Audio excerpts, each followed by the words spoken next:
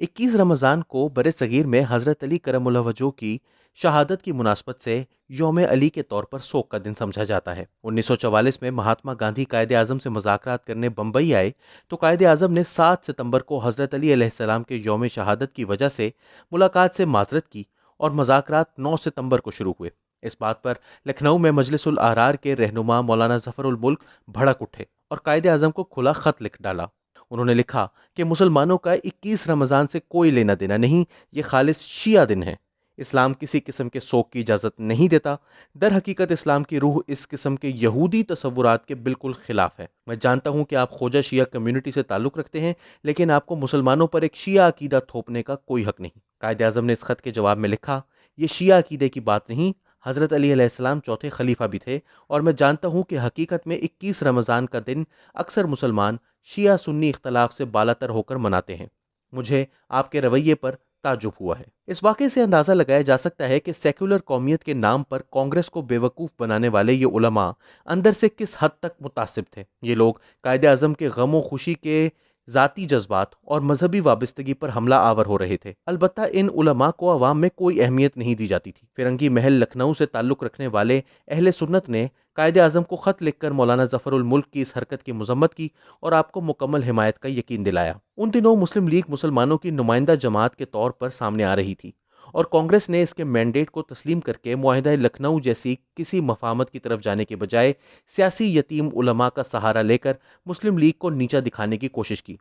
इन उलमा ने अपने तासुब और तंग नजरी की वजह से कांग्रेस को मुसलमानों में मजीद बेगाना बना दिया। कायदे आज़म अबुल हसन इस्फहानी और राजा साहब महमूद आबाद के शिया होने की वजह से मजलिसुल अहरार और जमीयत उलमाए हिंद ने मुस्लिम लीग के खिलाफ फिरका वाराना तासुब की मुहिम चलाई।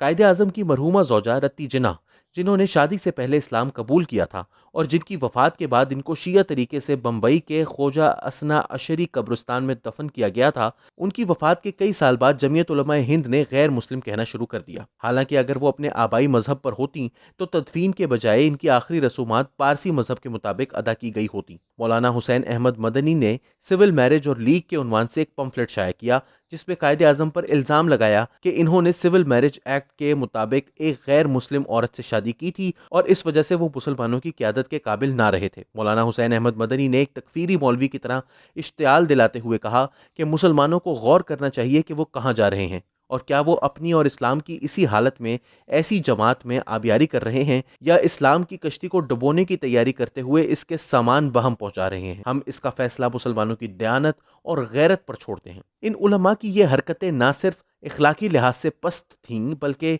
सियासी एतबार से भी इनको एक बालिश्तिया साबित करती थी। अवाम जितने भी सादा हों, इनकी छठी हिस्स इन्हें ऐसे लोगों को रहनुमा बनाने से रोकती है जो इनके असली मसाइल पर बात करने के बजाय इस किस्म की घटिया हरकतें करते हों। बहरहाल इसके जवाब में मुस्लिम लीग ने मोहतरमा रत्ती जिन्ना के कबूल इस्लाम के सबूत शाया किए और वो निकाहनामा पेश किया जिसमें इनका मजहब असना अशरी मुसलमान जाहिर किया गया था। ये सब ऐसे माहौल में हो रहा था जब खुद कांग्रेस और जमीयत के कई मुस्लिम मेंबरान ने हिंदू खवातीन से शादियां कर रखी थीं। मिसाल के तौर पर जमीयत उलमाए हिंद के रुकन बैरिस्टर आसिफ अली ने बंगाली हिंदू खातून मोहतरमा अरुणा से सिविल मैरिज एक्ट के तहत शादी कर रखी थी जो कभी मुसलमान ना हुई। बादशाह खान के भाई डॉक्टर खान साहब ने एक अंग्रेज खातून जो अलल ऐलान गैर मुस्लिम थी से शादी कर रखी थी और इनकी बेटी ने एक सिख लड़के से सिविल मैरिज एक्ट के तहत शादी की थी। मौलाना मौदूदी भी मैदान में आ गए और कहा, मोहम्मद अली जिन्ना जन्नतुल हुमका का बानी और रजले फाजिर है।